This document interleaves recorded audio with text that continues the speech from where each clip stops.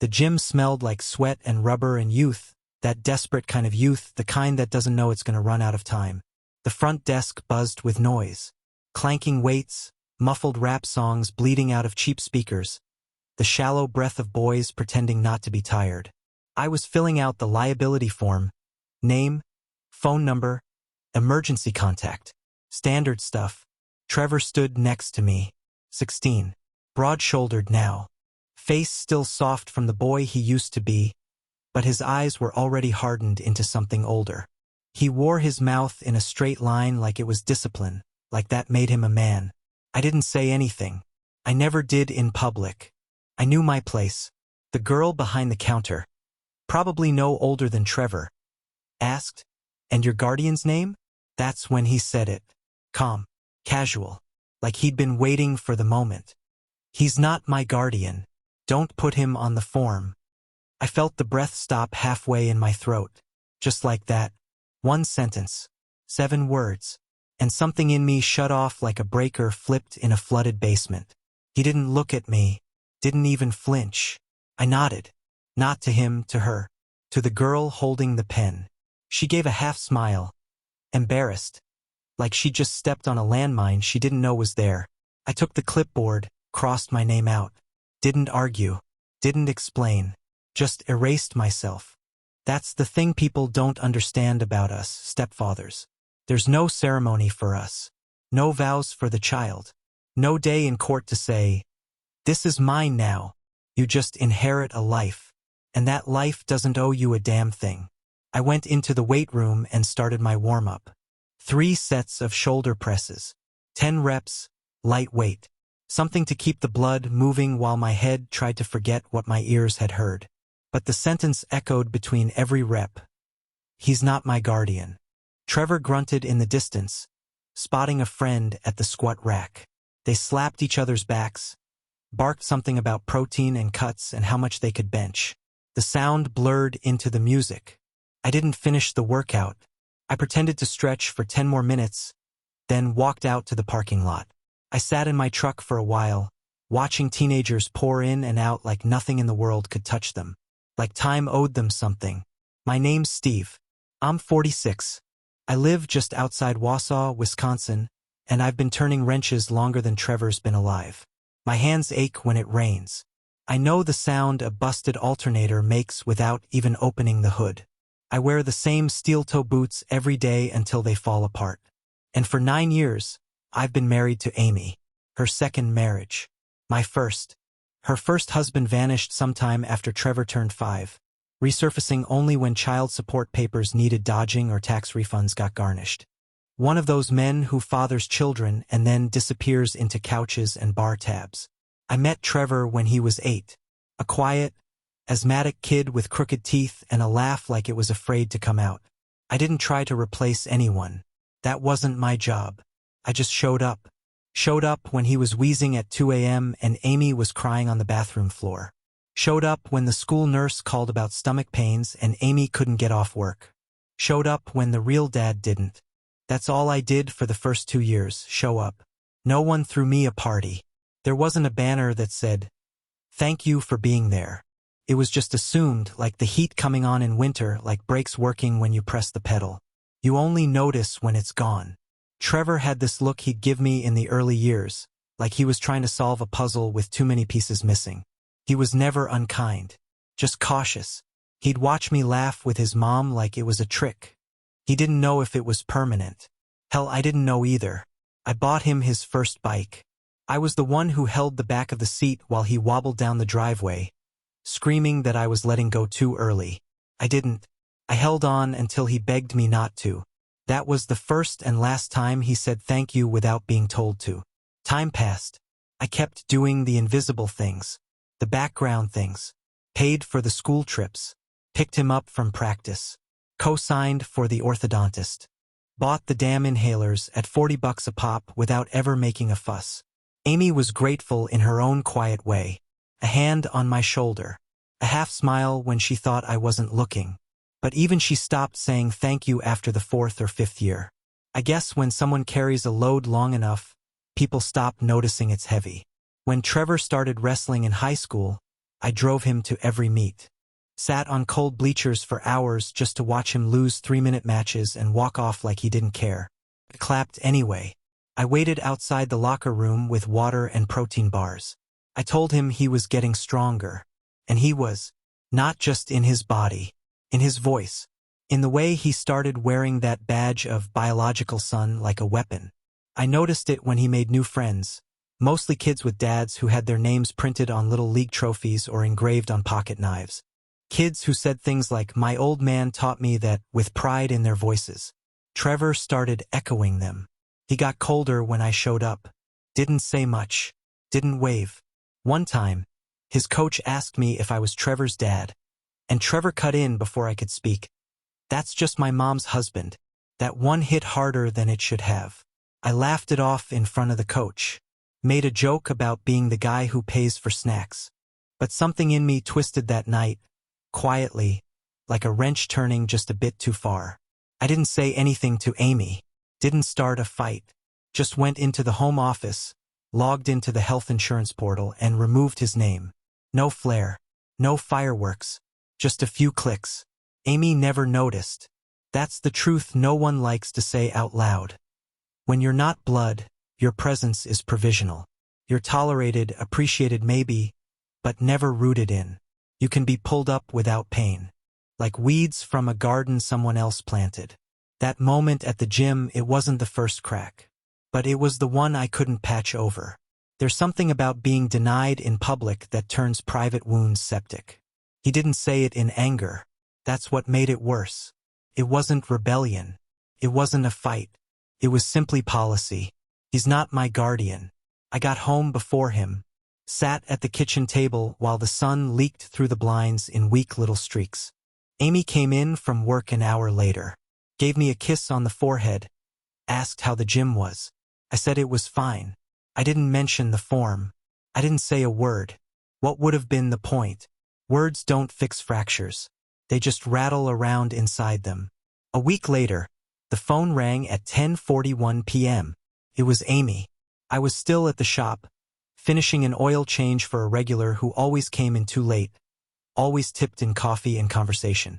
I wiped my hands on the old rag in my back pocket, answered on the third ring. "Trevor's at the hospital," she said. Her voice was tight, controlled. "He hurt his knee during practice. Bad."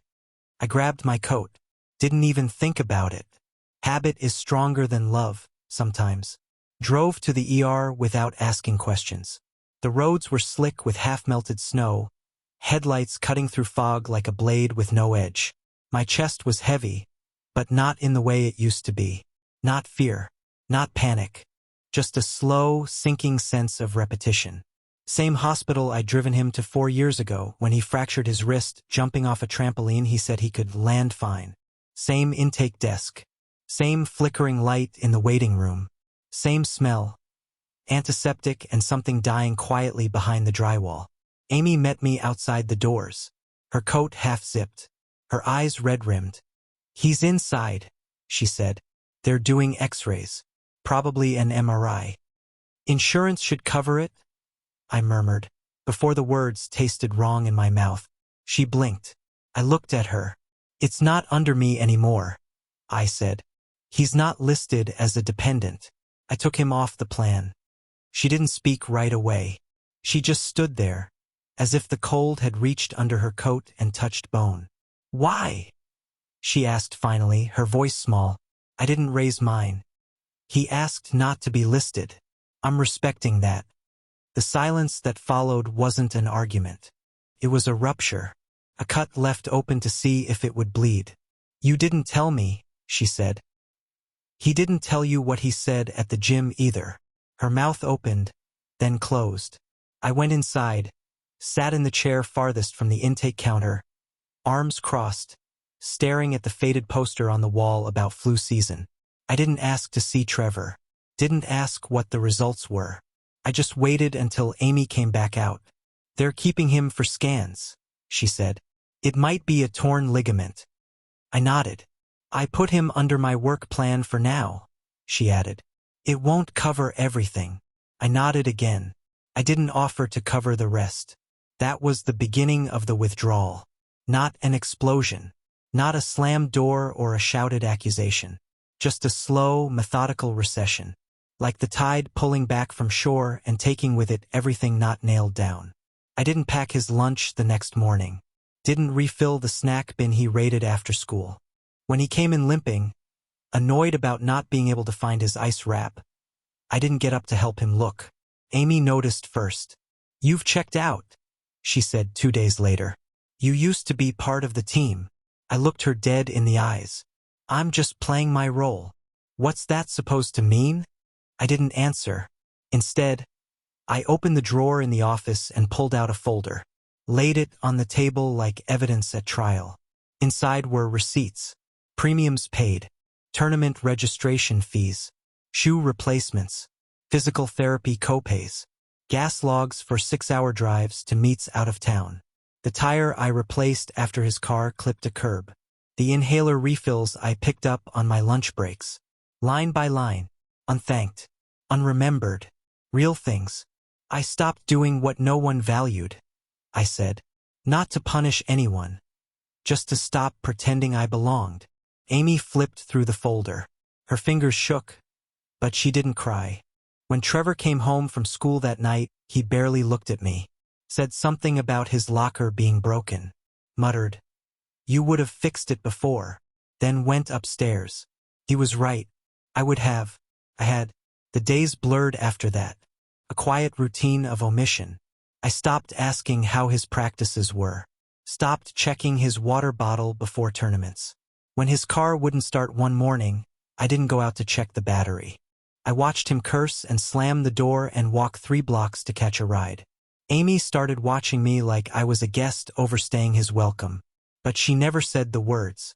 She just stood in the kitchen longer than she needed to, her hand resting on the fridge door like she forgot why she opened it. Then the MRI bill came. $1,243.68. Amy dropped the envelope on the counter without a word. Trevor came home an hour later, his knee wrapped in a brace, his eyes bloodshot. He didn't yell, didn't blame. He just came into the garage while I was finishing up a brake replacement on a Chevy with more rust than paint. "I messed up," he said. That was it. Not, "You were right." Not, "I'm sorry." Just those 3 words. I didn't say anything back for a long time. Just tightened the last bolt, lowered the lift. The metal groaned like it understood something. Then I turned to him, nodded once. It wasn't forgiveness. It was recognition. Not because he was in pain, but because he finally saw it, what I used to do. The invisible latticework that held his life upright. Quiet, unthanked, constant, and gone. We stood there in the half-light of the garage. Oil stains on the concrete. Cold air leaking through the gaps in the old wooden door. 2 figures surrounded by silence and the echo of a life that used to be louder. He didn't ask for help. I didn't offer it. Amy asked later that night if we could all talk. I said no. Not angrily. Just no. Because there was nothing left to say.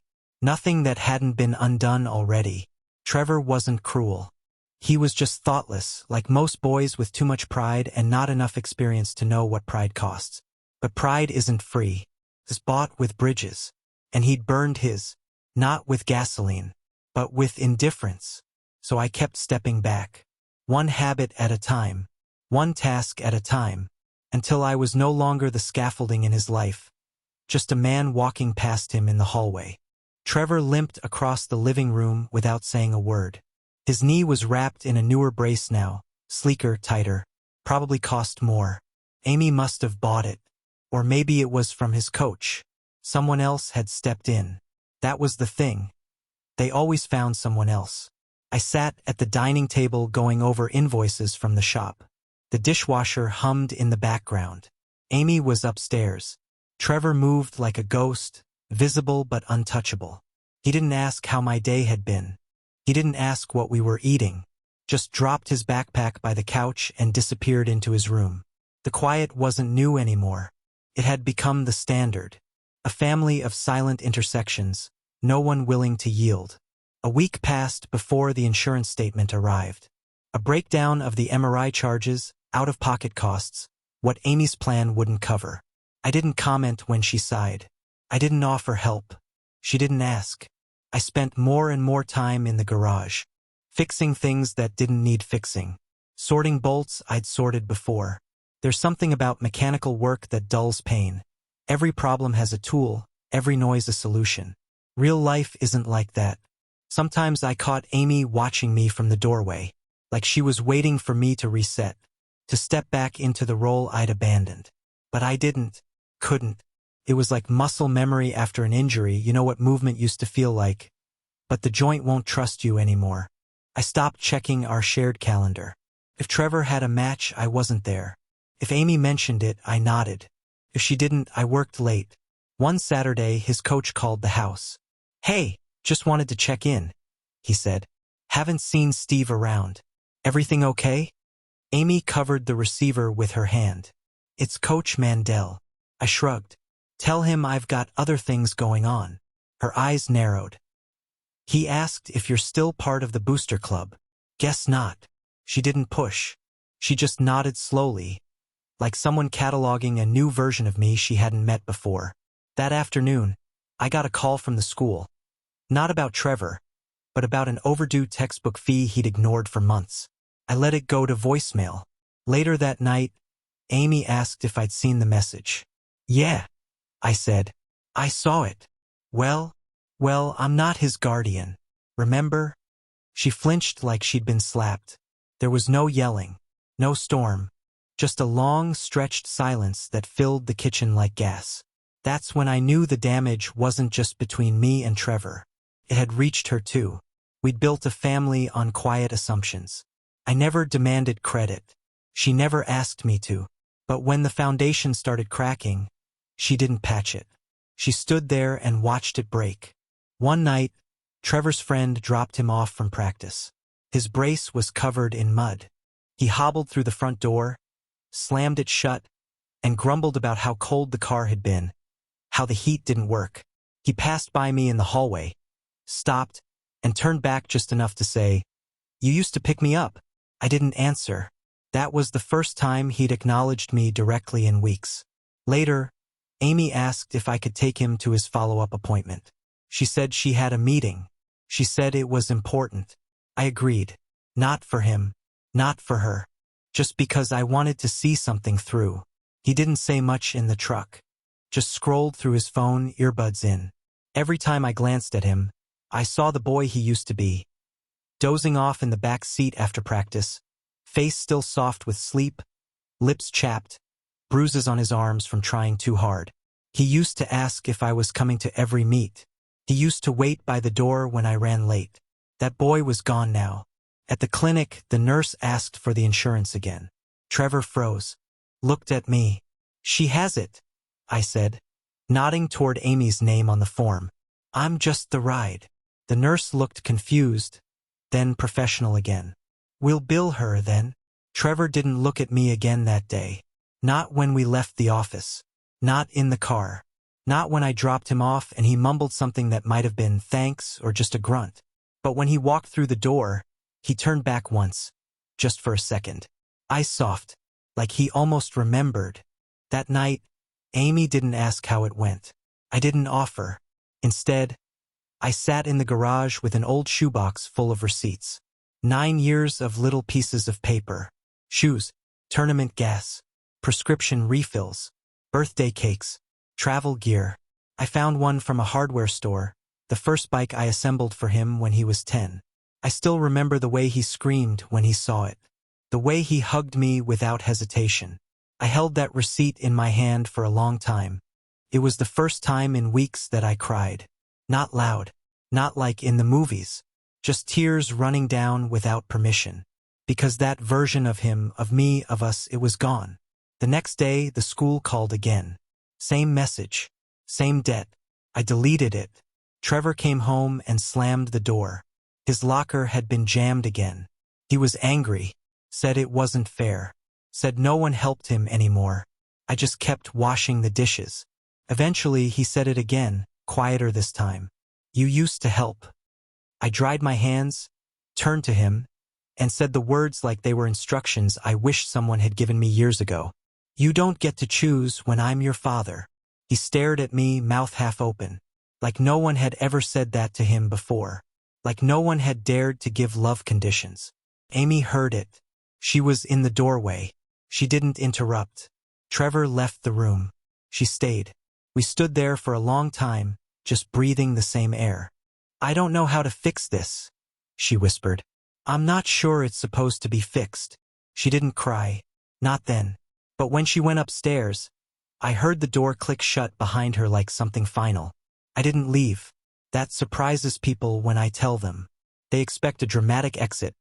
Bags packed, engine running, tires peeling out of a driveway lit by porch light and regret. But no, I stayed. Because I had nothing to run from anymore. Nothing to chase either. I just stopped stepping in. That's the difference. It wasn't withdrawal in the cinematic sense. No screaming. No doors slamming. Just absence perfectly shaped. A space where I used to be. A space they slowly noticed. If Amy asked for help, I helped. If Trevor needed a ride and had the decency to ask directly, I gave him one. But I didn't volunteer. I didn't anticipate. I didn't fix what hadn't been acknowledged. The house felt different after that. Not colder. Not warmer. Just honest. Like everyone finally understood the shape of what we were living in. Trevor limped less with every week, but his pride healed slower. He still didn't say much, and when he did, it was clipped. Not angry. Careful. Like he knew he'd already said too much and was afraid to make it worse. He made dinner one night, just boxed mac and cheese and frozen chicken, but he left a plate on the counter for me. Didn't say anything about it. I didn't either. But I ate it. That was something. Amy floated between us like a mediator in a war no one declared. She tried to stitch small comforts into the routine. "Game night?" she'd ask. Or, "Want to watch something together?" Sometimes Trevor would grunt yes. Sometimes I would. But the room never filled in the way it used to. Because once you've pulled back the curtain and seen what your presence actually means to someone, or doesn't, you can't unsee it. Trevor had told the world I wasn't his guardian. I had listened. Maybe that's what hurt him most. That I believed him. That I respected it. He came to the garage one night. I was oiling a chain on a busted old lawnmower I didn't need to fix. Just something to keep my hands busy.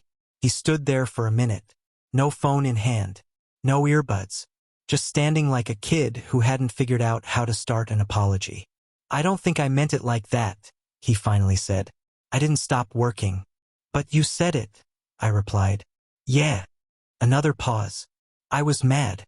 Everyone was talking about their real dads, and Coach asked, "You didn't owe him the truth. You made a choice." He nodded. Didn't argue. That surprised me more than anything. He didn't say sorry. He didn't have to. The fact that he was in the garage at all, that was the apology. Boys like Trevor don't speak with words. They speak with effort, presence, proximity. So we stood there. I finished the job, set the wrench down, looked at him, really looked at him. He looked tired, older, like the pride had worn thin and he was finally trying on humility. It almost fit. "I'm not mad anymore," I told him. "I just stopped trying to earn a place I was told I didn't have." He didn't respond, just nodded again. Then, quietly, "It felt weird when you stopped." I nodded too.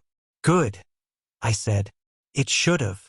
After that, things settled into something more functional. Not repaired, not whole, but workable. I wasn't dad. He wasn't my son. But there was an understanding between us now. A recognition. The kind that only comes after damage. After loss. Amy started smiling more.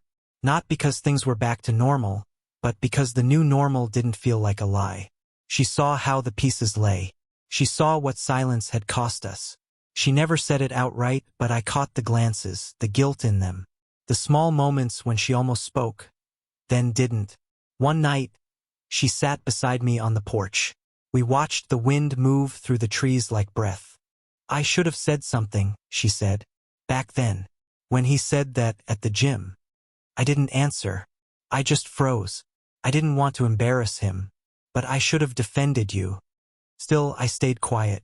Not because I was angry, but because I was tired. Tired of being the one to validate guilt. To make other people feel better about failing me. She reached for my hand. I let her. We lost something, didn't we? She whispered. Yeah, I said. Then, after a moment, but maybe we found something too. She didn't ask what. Maybe she knew. Trevor paid the MRI bill off in pieces. Small checks from weekend jobs, birthday money, leftover allowance. One day I found an envelope on my workbench with a receipt and a note. Paid. Thanks for the rides.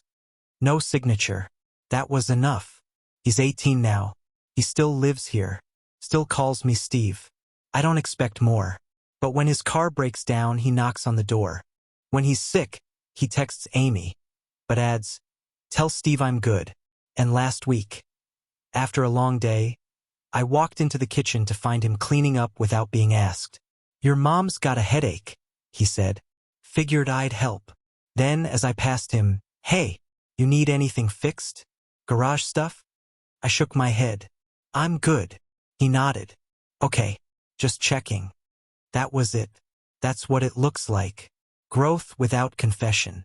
Respect without apology. A truce forged in realism. Because the truth is this. Not every family gets the reunion scene. Not every wound gets words. Some fractures stay visible. Some bridges aren't rebuilt, just rerouted. And that's okay. What matters is what people choose when no one's watching. How they behave when the favors stop, when the help fades, when the man who always said yes finally goes quiet. That's how you measure character. That's how you find your answer. Trevor found his. Eventually. But I had already found mine. So I'll leave you with this. If someone tells you you're not family, if they say you don't belong, that you're not needed, not wanted, believe them. Not out of spite, out of respect. Because sometimes, stepping back is the only way they'll ever step forward. So now I ask you, was I wrong to pull away?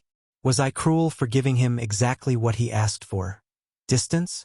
Or was that the only way to teach a boy how to measure love not by blood, but by presence? You tell me.